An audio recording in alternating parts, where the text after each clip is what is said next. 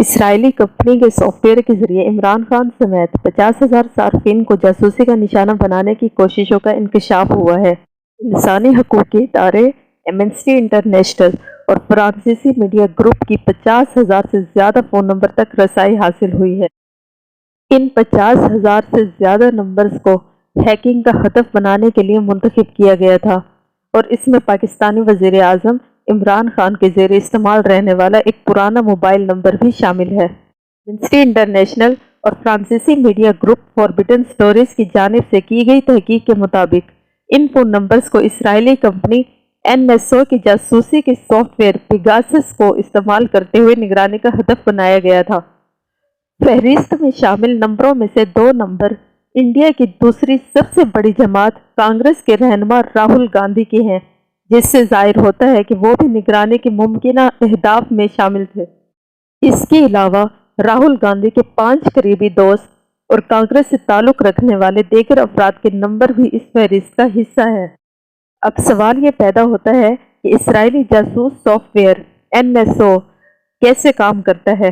اس کی مدد سے صارف کسی بھی فون نمبر کے ذریعے جس کسی کا بھی فون چاہتا ہے اس تک رسائی حاصل کر سکتا ہے، اور اس کی مدد سے فون کے تمام ڈیٹا کو حاصل کر سکتا ہے اور فون استعمال کرنے والے کی نقل و حرکت کو بھی جانچ سکتا ہے۔ ایمنسٹی انٹرنیشنل اور فوربڈن اسٹوریز کی جانب سے اس ڈیٹا کا تجزیہ کرنے پر معلوم ہوا کہ NSO کا سافٹ ویئر استعمال کرنے والے 12 صارف ممالک ہیں،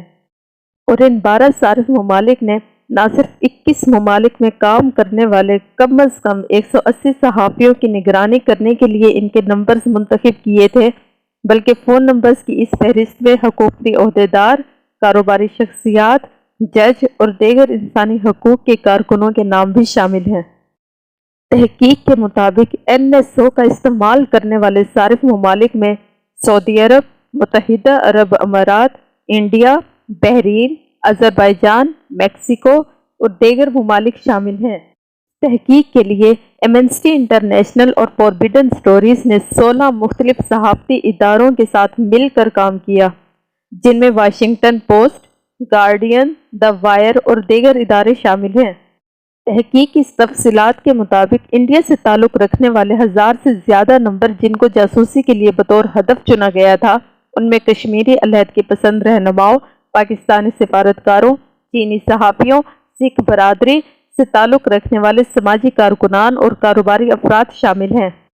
واشنگٹن پوسٹ نے پاکستان وزیر اعظم عمران خان سے رد عمل لینے کے لیے رابطہ کیا، لیکن انہیں کوئی جواب موصول نہیں ہوا۔ یاد رہے، واشنگٹن پوسٹ بھی اس تحقیقی منصوبے کا حصہ ہے۔ یہ پہلا موقع نہیں جب NSO کا پاکستان سے تعلق جوڑا گیا ہو۔ دسمبر 2019 میں برطانوی اخبار گارڈین کی ایک خبر کے مطابق اس سال اسرائیلی کمپنی NSO کی بنائی گئی ٹیکنالوجی کو استعمال کرتے ہوئے کم از کم 2 درجن پاکستانی سرکاری حکام کے موبائل فونز کو نشانہ بنایا گیا تھا۔ اب سوال یہ پیدا ہوتا ہے کہ اس تحقیق میں کس کس کے نمبرز شامل ہیں۔ انڈین صحافی سمیتا شرما کو حال ہی میں معلوم ہوا ہے کہ سن 2018 اور سن 2019 کے درمیان ان کا فون ہیک کیے جانے اور جاسوسی کا ہدف تھا۔ یہ صحافی دفاعی اور خارجہ امور پر کام کرتی ہیں۔ ان کا کہنا ہے کہ اگر ان کے فون کی ہیکنگ کامیاب ہو جاتی تو اس سے ان کی سروسز یعنی ذرائع کی زندگیوں کو خطرہ ہو سکتا تھا۔ سمیتا شرما تو اس حوالے سے خوش قسمت رہی کہ ان کا فون ہیک نہ ہو سکا، لیکن آذربائیجان کی خدیجہ کے ساتھ ایسا نہ ہو سکا۔ آذربائیجان حکومت نے ان پر 5 سال کی سفری پابندی عائد کر دی تھی، اور ان کے خلاف اس قدر سخت جاسوسی کی جا رہی تھی کہ ان کے گھر میں خفیہ کیمرے نصب کر دیے، اور ان کے اپنے بوائے فرینڈ کے ساتھ سیکس کی ویڈیوز بھی ان کو بدنام کرنے کے لیے شائع کر دی، اور پھر انہیں 7 سال جیل کی قید سنا دی۔ تاہم 18 ماہ بعد ضمانت پر رہا ہونے اور پھر سفری پابندی ہٹ جانے کے بعد خدیجہ جب مئی 2021 میں ملک سے روانہ ہوئی تو ان کا خیال تھا کہ اب وہ آزاد ہو جائیں گی، لیکن یہ ان کی بھول تھی، کیونکہ گزشتہ 3 برسوں سے ان کا فون اسرائیلی کمپنی NSO کے بنائے ہوئے جاسوسی سافٹ ویئر کی مدد سے مسلسل نگرانی کا شکار تھا۔ اس سافٹ ویئر کی مدد سے خدیجہ کے فون کا تمام مواد، ان کی نقل و حرکت، ان کے فون کا کیمرہ اور مائک کا کنٹرول سافٹ ویئر کا استعمال کرنے والے کے پاس تھا۔ انسانی حقوق کے ادارے ایمنسٹی انٹرنیشنل اور فرانسیسی میڈیا گروپ فوربیڈن اسٹوریز کی جانب سے کی گئی تحقیق کے مطابق خدیجہ کا شمار دنیا بھر کے ان ہزاروں انسانی حقوق پر کام کرنے والے سرگرم کارکنوں، صحافیوں اور وکلاء میں سے ہے جن کو اسرائیلی کمپنی NSO کے جاسوسی کے سافٹ ویئر پیگاسس کو استعمال کرتے ہوئے نگرانی کا ہدف بنایا گیا تھا۔ انڈیا میں کام کرنے والے صحافی جن کے نمبر اس ریکارڈ میں ملے ہیں، ان کا تعلق انڈیا کے بڑے اور معتبر میڈیا اداروں جیسا کہ the Hindu, the Wire, India Express, India Today اور دیگر سے ہے۔ ایمنسٹی انٹرنیشنل نے فہرست میں دیے گئے نمبرز میں سے 67 اسمارٹ فونز کا جائزہ لیا جن پر شبہ تھا کہ ان کو جاسوسی کا نشانہ بنایا گیا ہے۔ ان میں سے 23 فونز میں تو یہ واضح طور پر نظر آیا کہ ان پر ہیکنگ کے حملے کامیاب ہوئے، جبکہ 14 فونز ایسے تھے جن پر حملے کی کوشش کی گئی لیکن وہ کامیاب نہیں ہوئی۔ دوسری جانب بقیہ 30 نمبرز پر کیے گئے تجزیے مکمل نہ ہو سکے کیونکہ ان کے فونز تبدیل ہو گئے تھے۔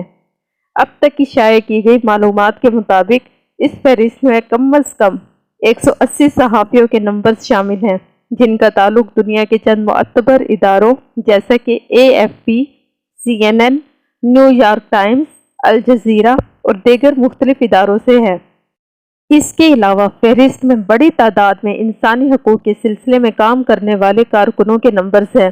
اور ساتھ ساتھ 2018 میں استنبول میں سعودی قونصل خانے میں ہلاک کیے جانے والے سعودی صحافی جمال خاشقجی کی اہلیہ اور منگیتر کے نمبر بھی اس فہرست میں شامل ہیں۔ تحقیق میں بتایا گیا ہے کہ فہرست میں کئی ممالک کے سربراہوں اور اعلیٰ حکومتی عہدیداروں کے بھی نمبر شامل ہیں اور اس کے علاوہ چند عرب ممالک کی شاہی خاندانوں سے تعلق رکھنے والے افراد اور معروف کاروباری شخصیات کے نمبر بھی شامل ہیں۔ ان نمبروں کے بارے میں تفصیلات آنے والے چند دنوں میں شائع کی جائیں گی۔ اب سوال یہ پیدا ہوتا ہے کہ NSO کا کیا رد عمل ہے اس فہرست کے بارے میں۔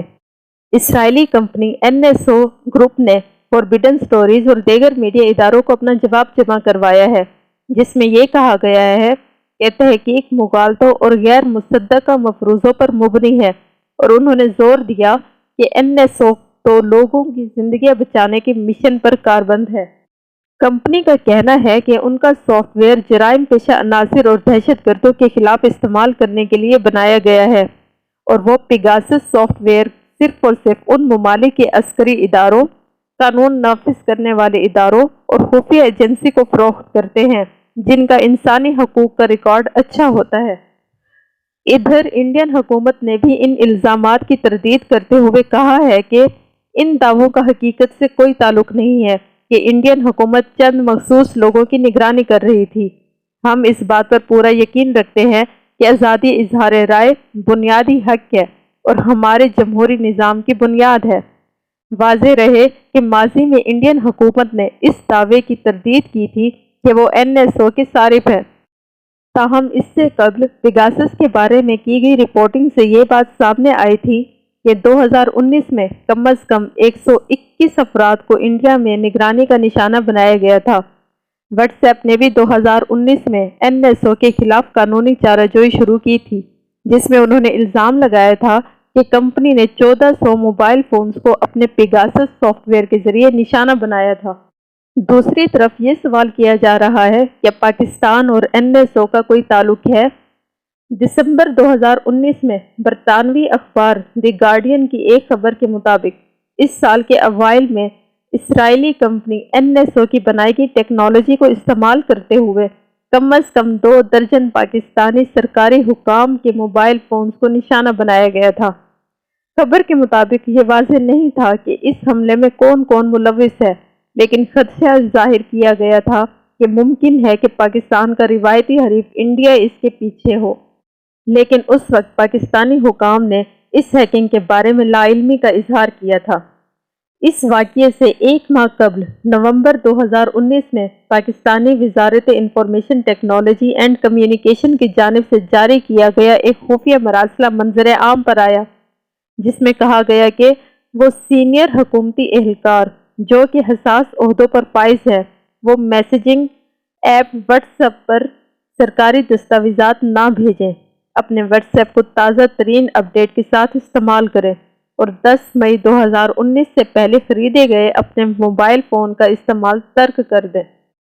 اس مراسلے میں بتایا گیا تھا کہ دشمن ممالک کی خفیہ ایجنسیوں نے ایسی صلاحیت حاصل کر لی جس کی مدد سے موبائل فون تک رسائی حاصل ہو سکتی ہے،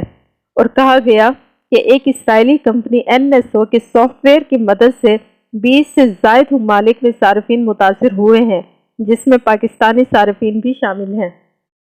مراسلے کی اشاعت کے 6 ہفتے بعد 20 دسمبر کو پاکستانی ٹیلی کمیونیکیشن اتھارٹی نے پریس ریلیز جاری کی، جس میں میڈیا رپورٹس کا حوالہ دیتے ہوئے کہا گیا کہ PTA نے پاکستان میں متاثرہ صارفین کی تفصیلات حاصل کرنے کے لیے نہ صرف واٹس ایپ انتظامیہ کے ساتھ معاملہ اٹھایا ہے، بلکہ واٹس ایپ انتظامیہ کی جانب سے اختیار کیے گئے حفاظتی اقدامات کے بارے میں بھی آگاہی حاصل کی ہے تاکہ مستقبل میں ہیکنگ کی روک تھام کی جا سکے۔